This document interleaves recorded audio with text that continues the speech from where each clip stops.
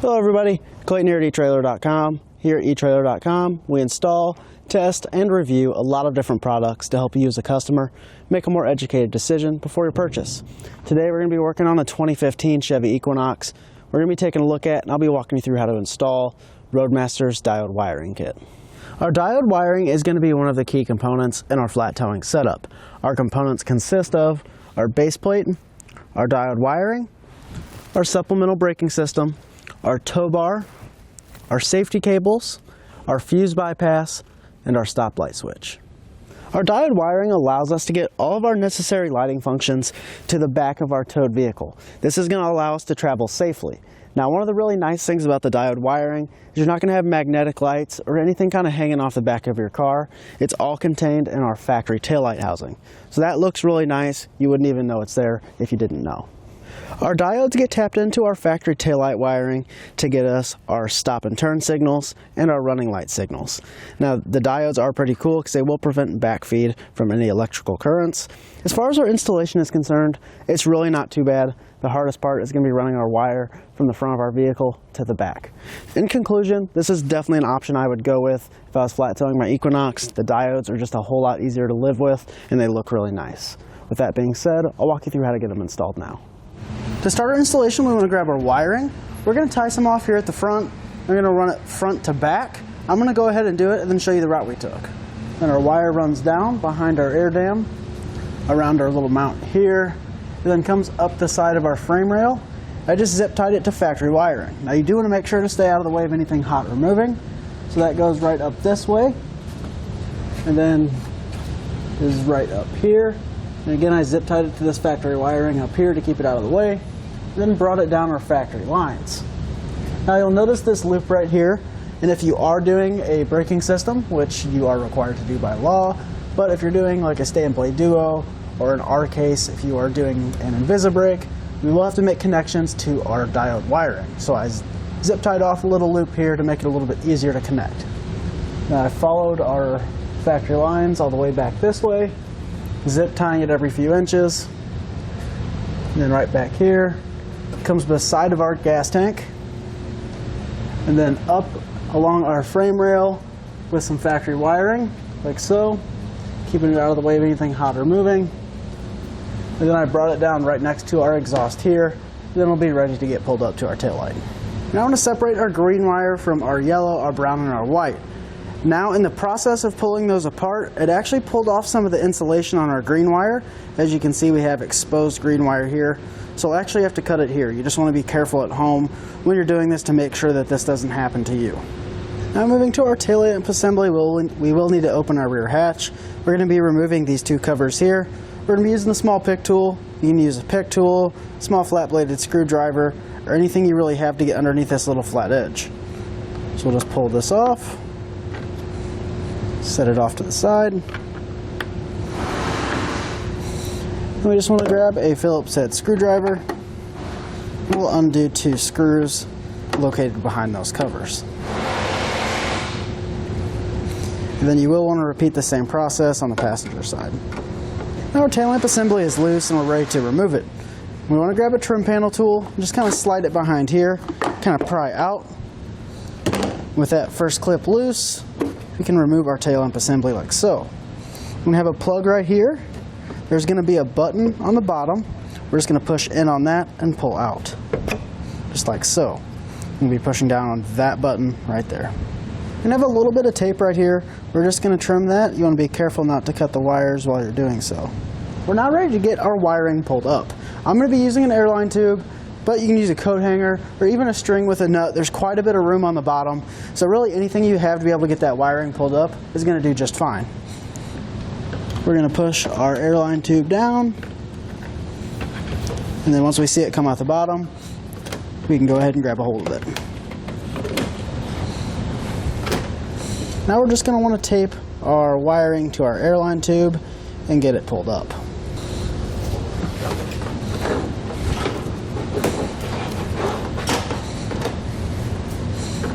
We're now ready to separate our wiring. I'm just going to grab our knife, kind of cut between the insulation and pull them apart. Again, you do want to be careful to make sure they aren't getting exposed whenever you are pulling them apart. Our white wire is going to be for our ground. I'm going to be connecting our ground right here. This is a good solid location, and there's nothing behind our fender right here. So we just kind of want to measure off our white wire. Then we can grab our wire cutters. We'll just cut those wires back. Then we're going to strip the wires back as well.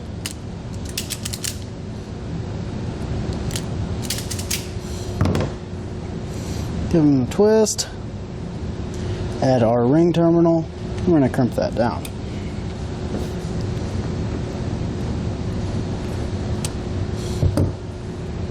Our ring terminal crimped. We can grab our provided self-tapping screw and get it started. Our ground is nice and secure.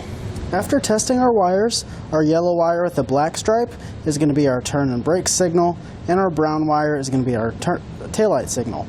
We can now grab our wire cutters. Just going to cut those right about there. Then we're going to strip back both ends.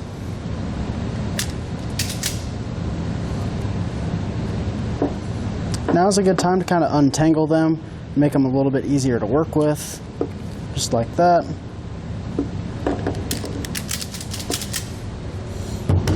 And we want to grab our yellow and brown wire from our kit, kind of measure them off like so. Then we're going to cut these. You do want to make sure to hold on to these. And we're going to strip back both ends as well.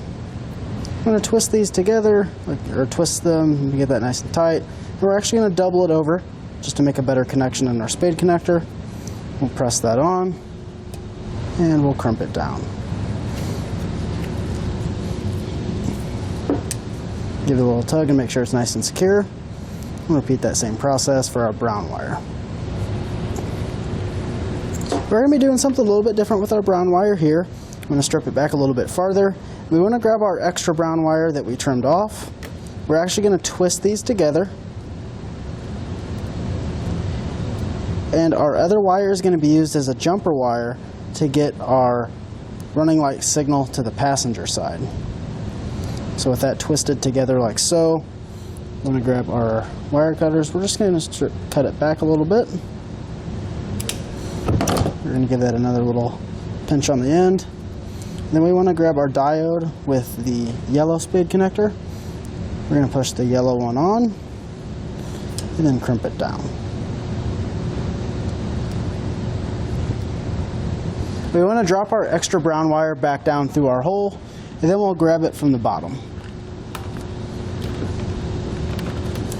Now we're ready to add spade connectors to our other wires.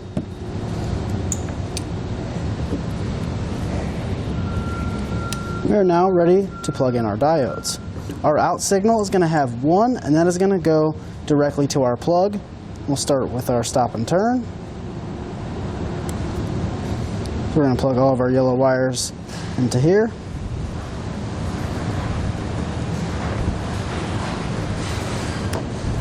Just like so. We're going to do the same for our brown wires. Now I'm going to peel the two-sided tape covering off of each diode. I went ahead and did it on this one. Then we're just going to stick them together like so. Then I'm just going to run a zip tie around it to help keep them together. And now I want to grab our tail lamp assembly. We will plug our plug back in. Then we can reinstall it in the reverse order we took it apart.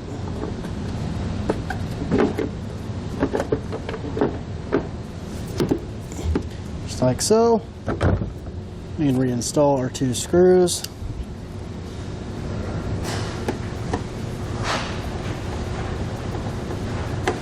We can reinstall our covers. Those just snap in.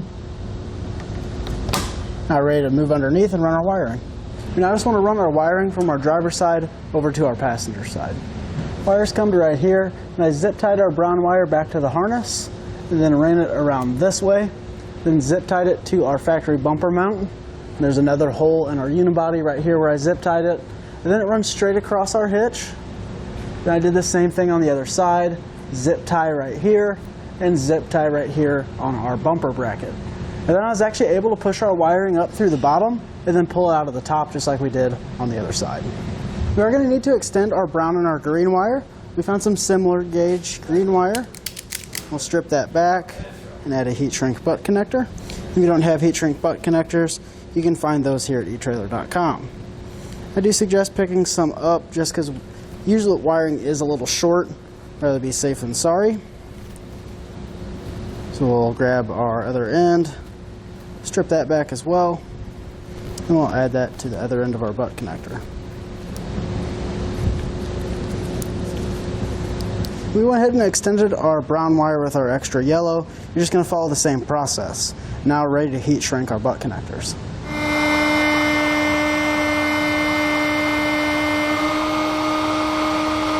Just went ahead and added some electrical tape to our butt connectors just to help ensure a good connection over time. On the passenger side, our green wire with the white stripe is going to be our stop and turn, and our brown is going to be our taillight signal. We're going to make all of our connections the same way that we did over on the driver's side. We're now ready to reinstall our tail lamp assembly in the reverse order we took it apart.